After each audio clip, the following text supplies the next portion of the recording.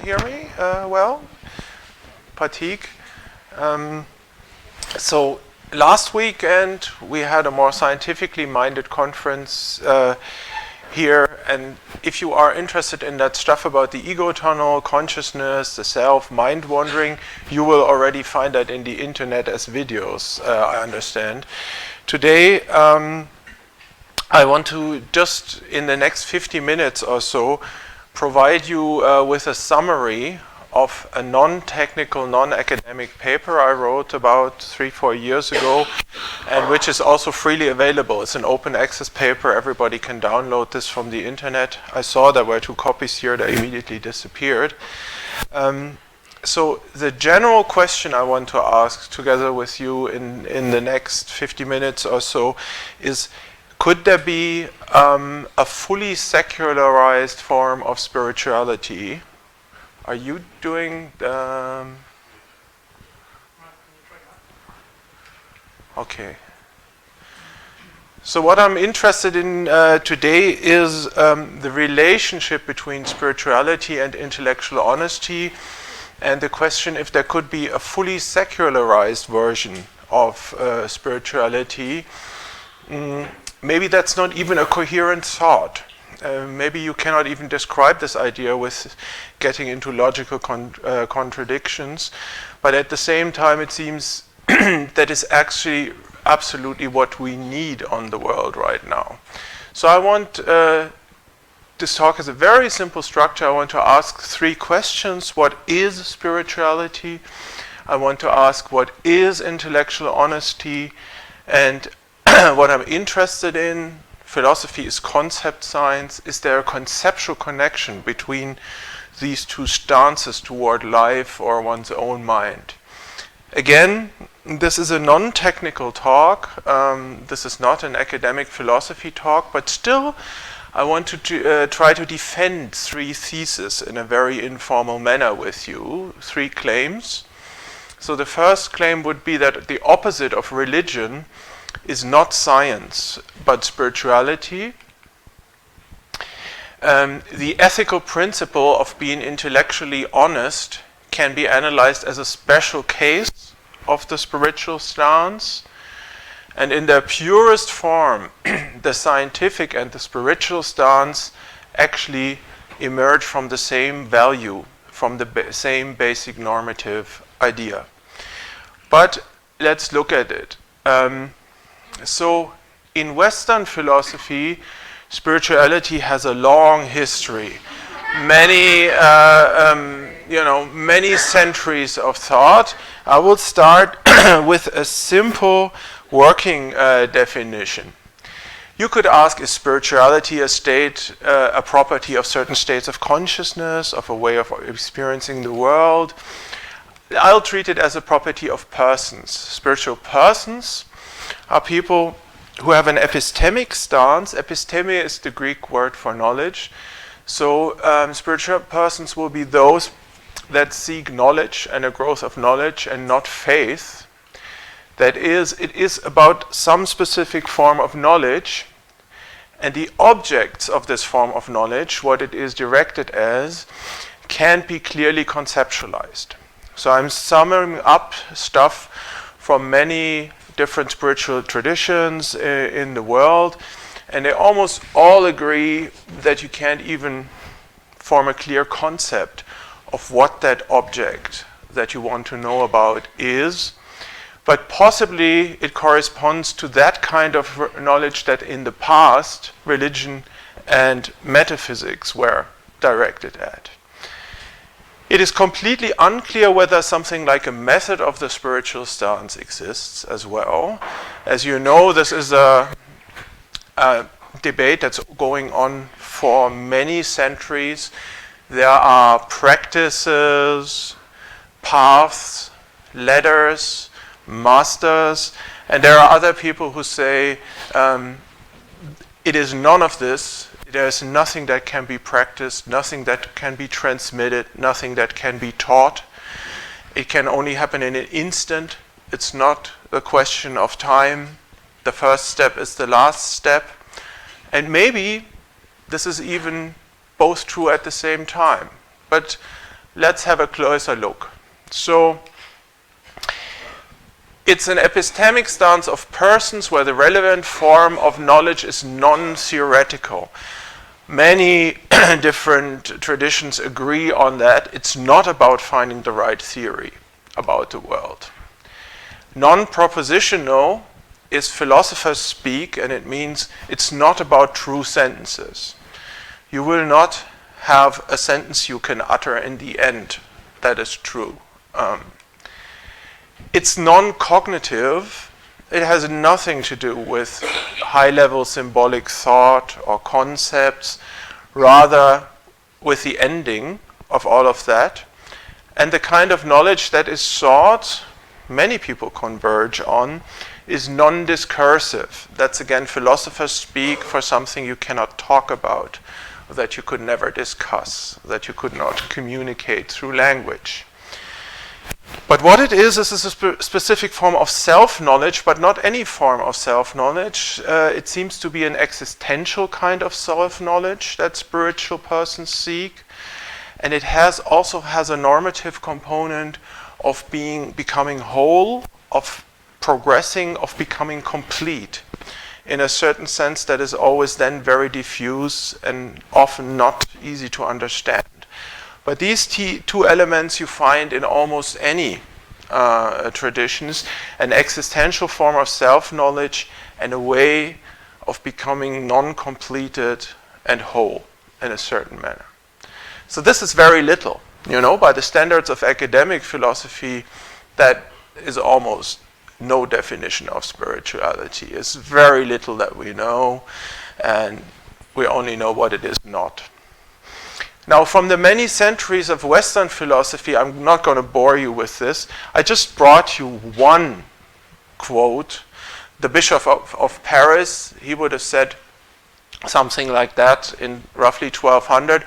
Spirituality is the perfection by which we first of all ward off from our souls spiritual evils, which are vices and sins. By this we likewise seek for our souls spiritual goods, which are all the virtues and gifts of the graces. That's of course only one example, and the main point is that there is something like brutalitas. Brutalitas is the Latin concept which is the opposite of spiritualitas. That's what the brutes have. And the idea is that because of the original sin, we are like brutes. Brutality rules our minds. And spirituality is exactly that which has nothing to do with our animal instincts. It is also that what no animal is capable of. That would be an example of an idea.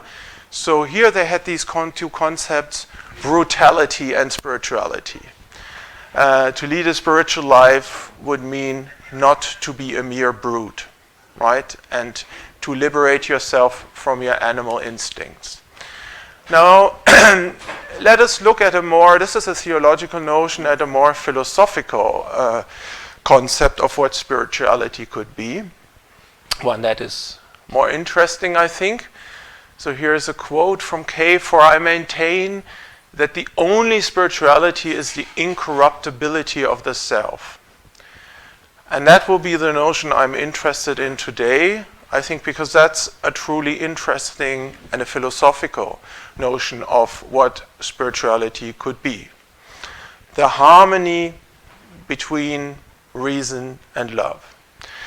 So the point, of course, in speaking about incorruptibility of the self is, most interestingly, of not being corrupt towards yourself.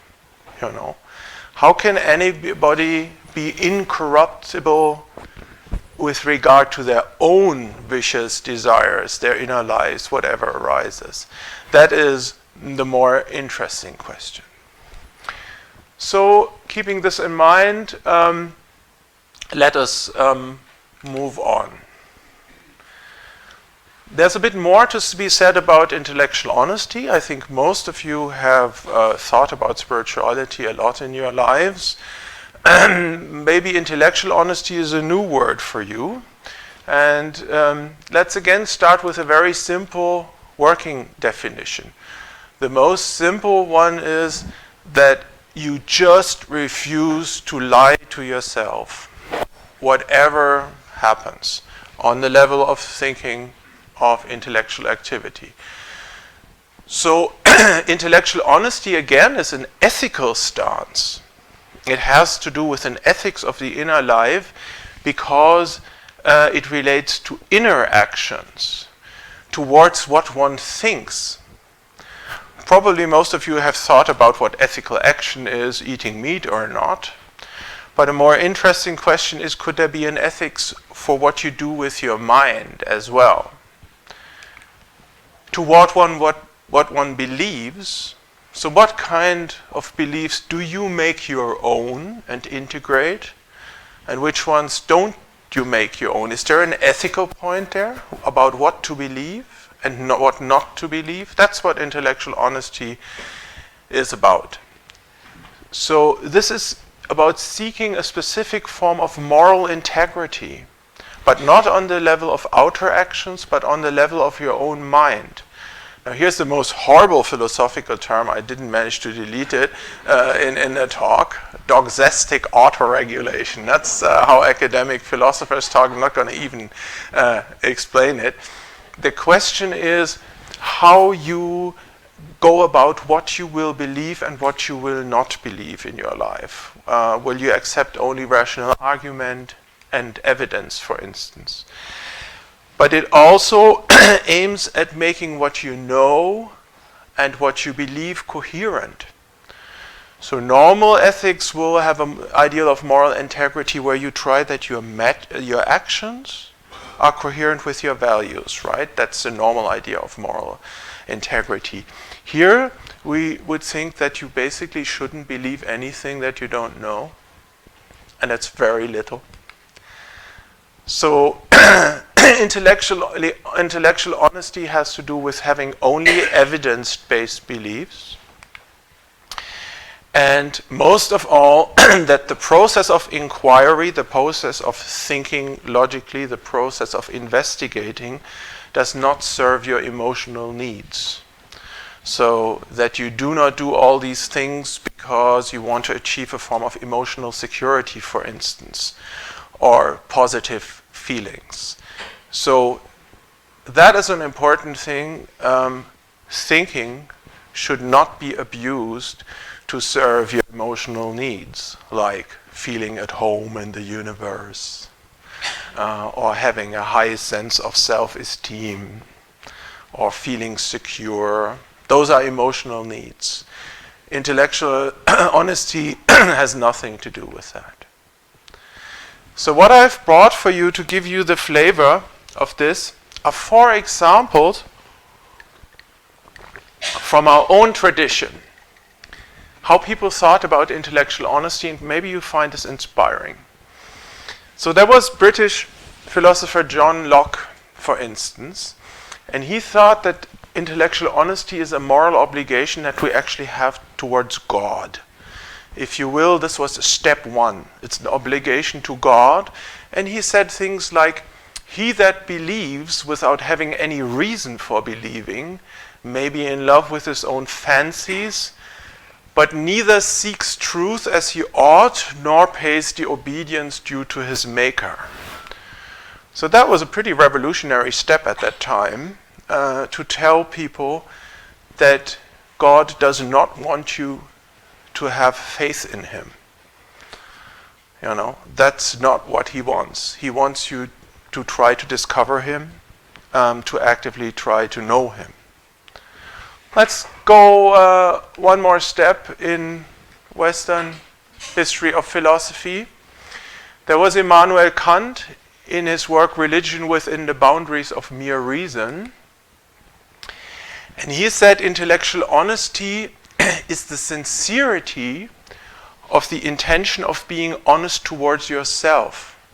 So now it's not an obligation you have towards God. In the Western Enlightenment, it turned around, it's an obligation you have to yourself. You actually have a moral obligation of being honest to yourself. But note the subtlety in this. Of course you could fail. But what counts is the purity of the intention, And that is something nobody can teach you. That is also something not found in books. And that's something you can't fake because nobody's looking anyway, right? You're completely alone with yourself. So how pure, how sincere is your intention of being honest toward yourself? Kant, in the language of its time, even said that is the idea of the moral good in its absolute purity. He said that is the deepest core of trying to be a moral, ethical human being. The sincerity of this intention not to fool yourself. He said other things. For instance, if there's intellectual honesty, I don't know if you've thought about it, there's intellectual dishonesty. And he called it the inner lie, the act of lying to yourself. And he said this is actually, interestingly, a form of being unconscious, unmindful, unaware, and it's a lack of conscientiousness. That was the idea at that time. It's a loss, it's a way of losing awareness, actually. So man's duty to himself, regarded merely as a moral being, is truthfulness. That's the point. Insincerity is a mere lack of conscientiousness. Here's a very different next stop in the development. So here's Friedrich Nietzsche, thus spoke Zarathustra, the unconditional will to truth.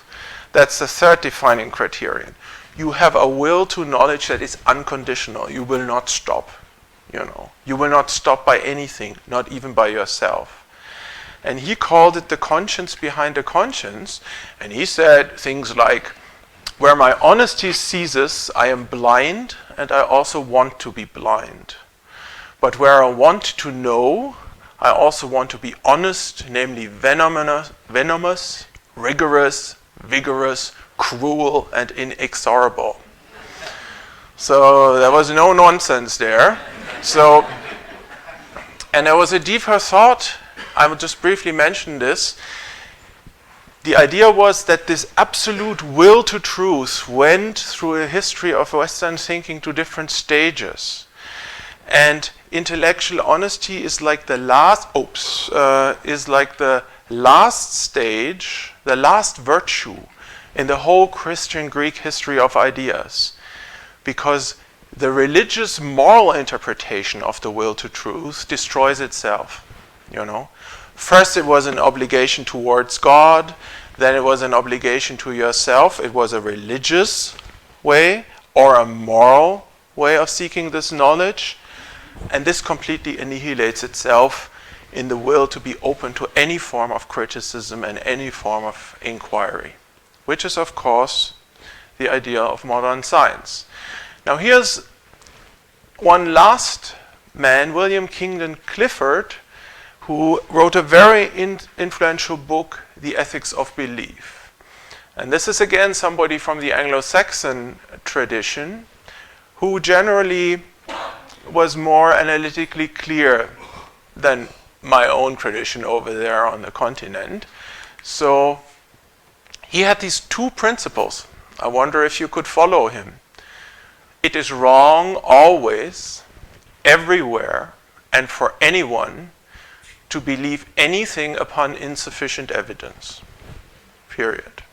Second principle, at any time and any place and for every person, it is equally wrong to ignore or carelessly reject the relevant evidence for one's own beliefs. For instance, ignoring scientific evidence, right? That was the idea.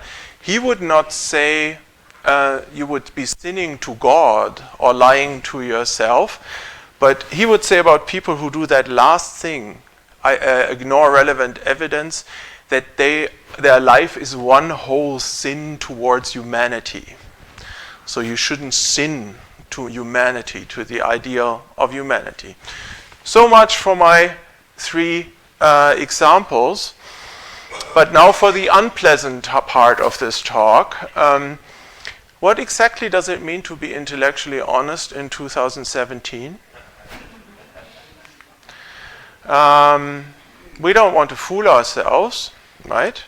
So I've brought you 3 examples, and I'll tell you what I think it means today. The first example is religion.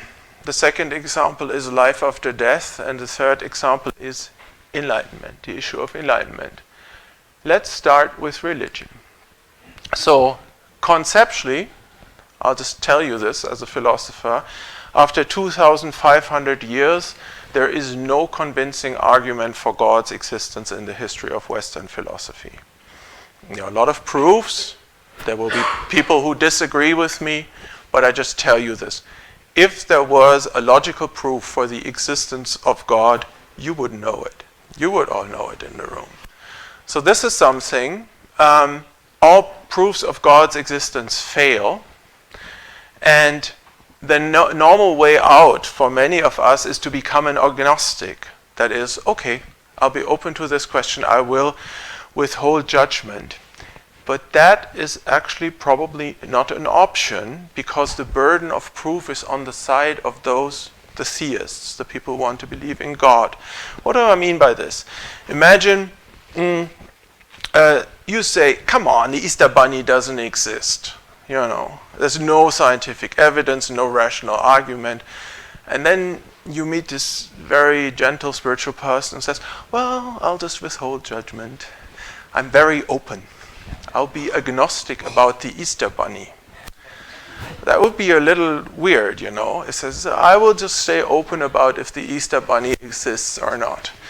But it's the same logical situation. The burden of proof is on the believer in the Easter Bunny today. So, spiritual, empirically, of course, that's very trivial. There is no empirical evidence for the existence of God, but we have an increasing number of convincing theories about how religiousness evolved in human beings. And evolutionary psychology today gives us a lot of knowledge about how metaphysical belief systems actually evolved in human beings. Religion today is being naturalized, as they say in academia. It's a problem that is being handed over to the natural sciences. How could this come about, you know, that people actually become religious? It's a booming research area. But please note, again, that intellectual honesty, what we're talking about, is exactly that property that no theologian, no representative of any organized religion can have. They like to pose like it, they would like to have it, but that's exactly what you cannot have. So, brought 2 examples for you. One of your most famous philosophers in America, Daniel Dennett, how can we account for mistaken beliefs, bizarre delusions, and instances of self-deception? That just gives you an idea. There's a lot of research about the evolution of self-deception, and for many of the experts, it's clear that religious faith is a prime example of self-deception that evolved. This is one of the most famous theoretical biologists in the world, Robert Trivers, and his colleague in Australia, Bill von Hippel. And they have worked a lot on the evolution and psychology of self-deception. I'm not going to bore you with this, but an interesting point seems to be that a function of self-deception is to deceive others better. So imagine you are a politician and you have to lie to thousands of people all the time. And we human beings are very good cheat detectors because we lie to each other all the time. There's an arms race, we've become very good at detecting cheaters. So when Goebbels gives a talk and thousands of people watch him, everybody's looking for body language, for subtle signs that this guy, you know, is a fraud. The only thing that works is if a speaker, a demagogue, a religious leader goes into a full state of delusion while he speaks. Because then he will give off no signs, no subliminal signs, and it'll be really convincing. That's one of the ideas. So Robert Trivers says the conventional view that natural selection favors nervous systems which produce ever more accurate images of the world must be a very naive view of mental evolution. Mental evolution created self-deception. The most simplest example is if you measure it, all parents directly perceive, not think about, directly perceive their own children as more intelligent and cute than other children. It's built into our hardware. It was good, right? To self-deceive in this way. So new research shows that in many cases there was an evolution of systematically falsely representing reality. There clearly is an evolution of self-deception. Animals have that too, for instance in courtship behavior or in threatening each other. And we find that in many cases positive illusions, mechanisms of denial and repression, and delusional models of reality enhanced reproductive success of our ancestors. It was good to have more children. So the central problem for our species now, that most animals don't have, is that at about the age of 8, I don't know, can you remember when it was in your life, when you first understood that all human beings die? It's typically between 8 and 10. Everybody has this moment, we discover that we will die. And that's a problem. The insight into our own mortality is a problem we have to manage all our life. And the idea is that we evolve complex forms of self-deception. So I call this adaptive delusional systems that have evolved in the history of mankind. And here you see two representatives of such adaptive delusional systems. Pope Pius XII and a man from my country. And there's an interesting system, but there's an interesting difference. I don't know if you see the difference. This man wanted to found a 1000-jähriges Reich, a 1000-year empire, right? But they only lasted 12 years. This product stays in the market for 2000 years. Yeah, this is a serious question. What's the difference?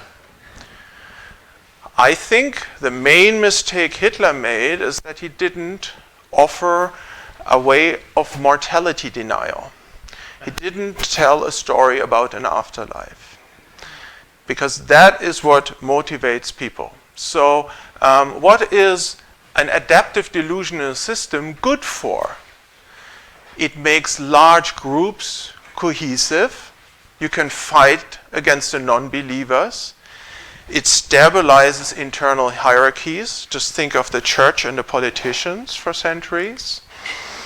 And it organizes functionally adequate forms of self-deception.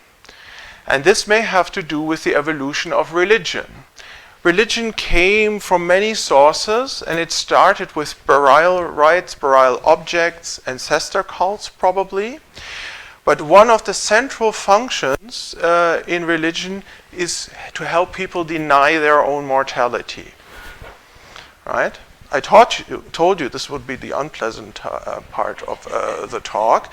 And in your own country you have this. Adaptive delusional systems take many forms. Right? So you have the religious right in government now in Washington. But you also have the Wall Street financial criminals in Washington. They pray to another god.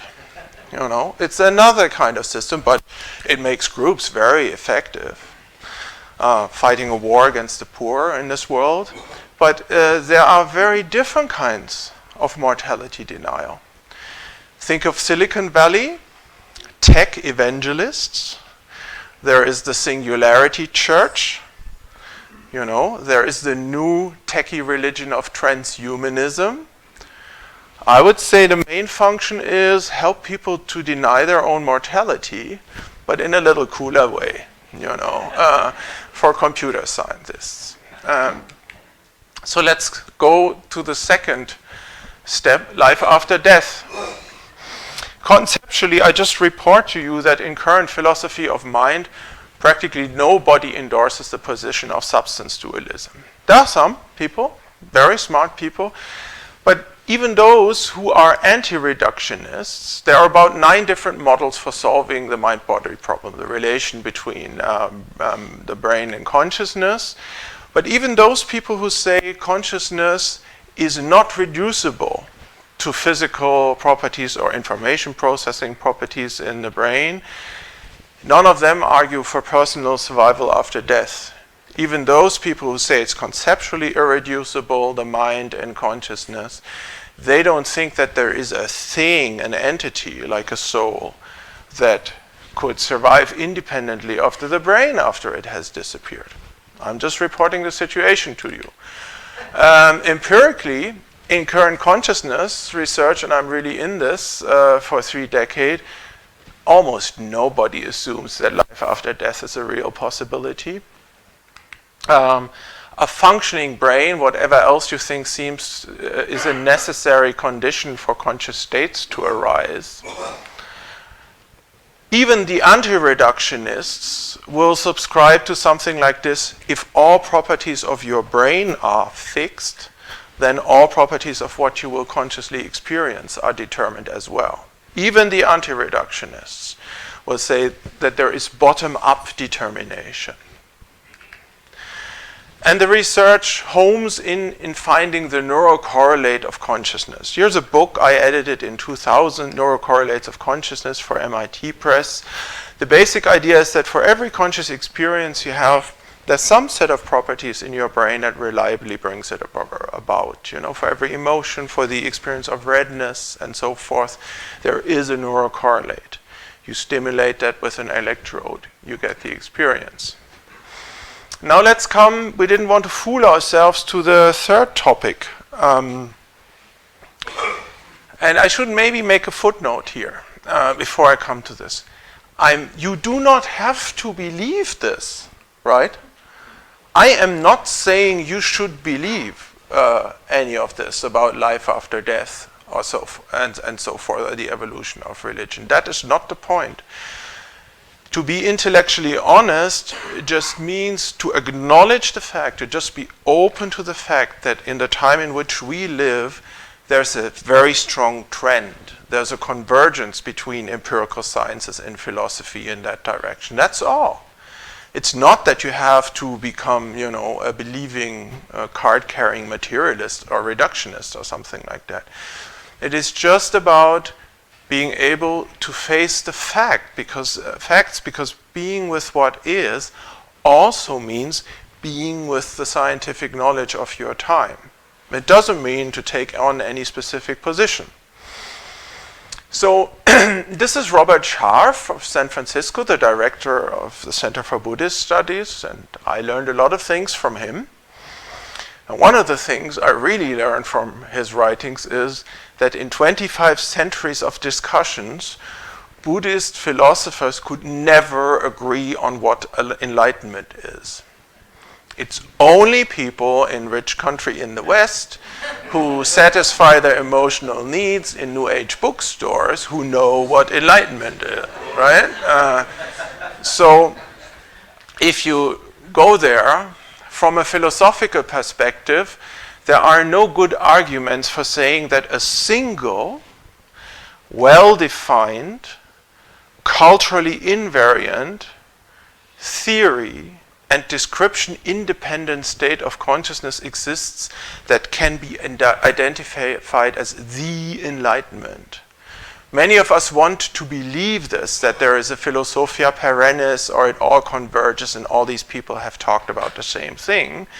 But if you go about this professionally, for instance, if you compare reports of middle-aged mystics with Buddhist monks or people today, very superficially, you might want to say they're all experiencing the same thing. But if you take a closer look, the reports actually differ. They differ if they come from a Christian culture, for instance, or if there's Advaita Vedanta in the back or something like that. So the question is if there's actually something that is independent from all descriptions and theories. And I don't think there's a well-defined notion of what liberation could be. It looks bad. So empirically, there's a lot of meditation research now. And that is something that is very interesting, actually. There's a second wave of neuroscientific meditation research now. But how would it show? Some people hope that this will tell us what enlightenment is in the brain. But have you ever thought about it? How could empirical science show something like this? It's completely absurd, How would you design a research program that shows that by means of neuroscience and cognitive science and computational models? I think there are a lot of conceptual problems there, and I think it cannot be shown empirically. So this already brings me to the very last part. We're already coming to the last part of this talk. What is the connection between spirituality and intellectual honesty? What's the connection? I asked these three questions at the beginning. Remember, what is it? And the third question was, is there a conceptual connection between these two stances? And you may remember that I also wanted to say three things. The opposite of religion is not science, but spirituality. I would like to defend that the ethical principle of being intellectually honest is actually a special case of being spiritual. I think many scientists, although they would completely not want this to be true, are very spiritual persons, honest, serious researchers, but they would hate the label. And in their purest forms, the scientific and spiritual stance emerge from the same basic normative idea. In the same way of what I just said, you could say that, for instance, early yogic practice or something like that, maybe even magic in the Middle Ages, were precursors of what today we call the science of consciousness. These were people who went about investigating consciousness in a very serious and systematic way, long before there was academic philosophy or neuroscience or something like that. These were, so many of the spiritual, more serious spiritual paths can of course be seen as investigations in the scientific spirit. So let's have a look. So I said this. What would it mean that the opposition of religion is not science but spirituality? So religion is the cultivation of a delusional system, right? There is this technical concept of fideism in theology and philosophy, and that's the pure point of view of pure faith. If you're a fideist, you reserve the right for yourself to believe whatever you want to believe in the face of whatever contradicting evidence. That's the most robust thing. And of course, having faith, one could argue that actually all forms of religion are fundamentalist in this sense. Spirituality is just the opposite. It's this epistemic stance because it aims at insight and not at delusion. Religion maximizes emotional profit. It's about feeling good. It's about stabilizing your self-esteem in the face of a horrible discovery that you will die.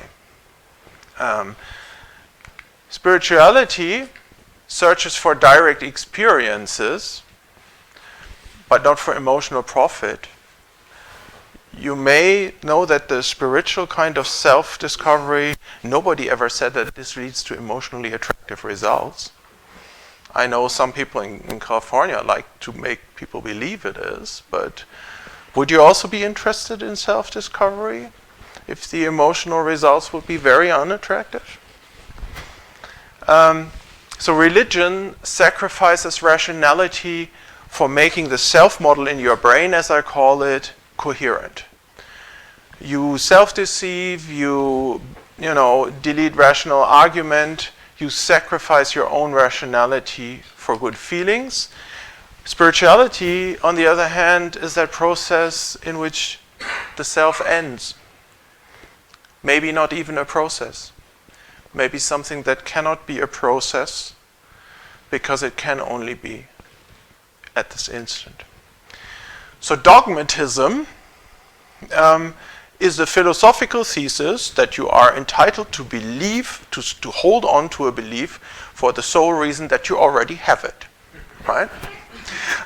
It's an old human way of looking at things, and that's intellectually dishonest, of course, where spirituality is more subscribed to the ideal of truthfulness. And I must say, as a non-native speaker, I'm never quite sure if sincerity would be the better word. I don't know. So I call it the ideal of truthfulness. Spiritual people, you can tell them by the fact that they will be always open for rational arguments. Dogmatic movements organize themselves. Typically, spirituality is a radically individual thing. It starts with the insight that you're completely alone and that nobody really can help you. There may be signposts, but it starts with the insight that this whole teacher-disciple relationship is itself part of the problem. Dogmatic people evangelize. Spiritual people typically are quiet. So the second thing I said was ethical, intellectual honesty can be analyzed as a special case of the spiritual stance. Let's look at this. So spirituality is aimed at insight and is characterized by an unconditional will to knowledge. Scientists have a rational methodology and they systematically go about this. This is industrial style, trying to maximize the growth of knowledge. Spiritual people search for direct experience, but scientists do something very similar. They do experiments. They are strictly data-driven. It's the same strategy. Spiritual people dissolve what they take to be their own self, and scientists do something very similar. They try to falsify their own theories. I'm going to bring you an example of that. A good scientific theory is one where you can specify the conditions under which it will crash. And every good scientist tries to show that what he believes is actually false. So spiritual people will be open for rational arguments. Scientists minimize the ontological assumptions they make. Spirituality is something radically individual. Science is a highly organized enterprise today. There is quietness, but scientists will disseminate knowledge. So here's an example. I don't know if you know Karl Popper. This will be a last example, the founder of critical rationalism, famous Austrian philosopher. And he said, if we want to touch reality, we touch it in the very moment our hypothesis is falsified, when our theories fail. That's when we are in touch with reality. And I brought you one quote. He quotes, "I am not prepared to accept anything that cannot be defended by means of argument or experience." That's dogmatic rationalism, right? And then he says, now it is easy to see that this principle of an uncritical rationalism is inconsistent, since it cannot in its turn be supported by argument or experience. It implies that it should itself be discarded. Right? There's no way that you can show that you should become a dogmatic rationalist by rational argument or empirical evidence. So this dissolves itself. Let's come to the last thesis. I think in their very purest forms, the scientific and the spiritual approach to things actually come from the same basic normative idea. And now it gets complicated for, I guess, 2 more slides and then you're almost there. All right? So there are two ways in which we human beings can act. One way we can act is with our body. We can walk and talk. The other thing is we can walk with our mind by thinking logically, by calculating in our minds, by planning, by actively imagining something, by visualizing something, and by meditating, for instance. That's a form of inner action, bringing gently and precisely the focus of your attention back to your breath, for instance. That is a very subtle form of mental action. Now the question is there an ethics for mental action as well? Are there things that you should or should not do on the level of your mind? The Christian philosophers discussed a lot about it. If you imagine, betraying your wife with your neighbor's wife, is that just virtual reality and it's cool? And Augustine, many of the Christian philosophers said it's not virtual reality, it's sinning. You must not sin in your mind. That's the classical idea. So thinking, you could form a concept about enlightenment, God, and you could make a certain belief your own. And you could act with attention by concentrating or by moving into a state of choiceless awareness, observing and letting go. These are two main ways of controlling your own attention. I want to draw your attention today to the fact that there's a single ethical attitude that connects both of these types of acting. Scientific thinking and, for instance, concentration or choiceless awareness. They are connected. Now the last horrible slide, and then you've made it. So there are two aspects to this. Remember in the beginning we said all of this has to do with the unconditional will to truth. The goal in both cases is insight and not belief, and there is a normative idea of being absolutely sincere, a certain idea of inner decency, if you will, of being truthful to yourself, not lying. But that is turned. That's the second complicated point, and then you've done it. It's turned towards yourself. In both of these enterprises, the unconditional will to truthfulness is directed towards oneself. So, in spirituality, a classical example would be the practice of mindfulness, which is not just a mechanical thing you do, but as you get deeper into this observation, you have to be with a lot of ugly things. A lot of things about that you didn't want to know about yourself. Your violent fantasies, your sexual fantasies, your past trauma. And there's no way, if you want to go deeper in this, if you don't want to just do a sugar-coated version, that you have to face all of this. And you cannot do it. This is not a technical thing, This is nothing you can practice on a retreat if you don't have this unconditional will of being truthful towards yourself. And in scientific method you have the very same thing, namely a self-critical way of being strictly rational. Okay, I can take a deep breath and relax.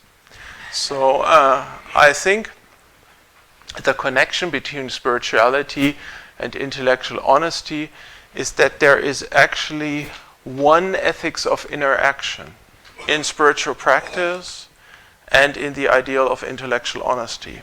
And I don't know if you've encountered this in your own life. Many people are on one side very strongly in their lives. There are people who are deeply engaged into some sort of spiritual practice, but are deeply intellectually dishonest and have some absurd belief systems they are attached to, and block out certain kinds of criticism. And on the other hand, you have people who are very deeply in the scientific worldview and believe all these things the scientists tell you. I actually crippled human beings, and completely blind to that deeper dimension of life. So I think there are two basic forms of acting in the sake of gaining knowledge. One is through attention and mindfulness, and the other is through critical thought, through scientific rationality. And the only point I would like to discuss with you today, that's the only thing, is that I think there are good reasons to believe that one cannot flower without the other. You cannot have a good critical scientific rationality in the end that is not dogmatic from people who don't know this other dimension. And you cannot have any progress in that other dimension if you don't have a very strictly self-critical attitude and you're open to scientific evidence and rational arguments. So we may need both, because I think ultimately you cannot have one without the other. Thank you very much for your attention.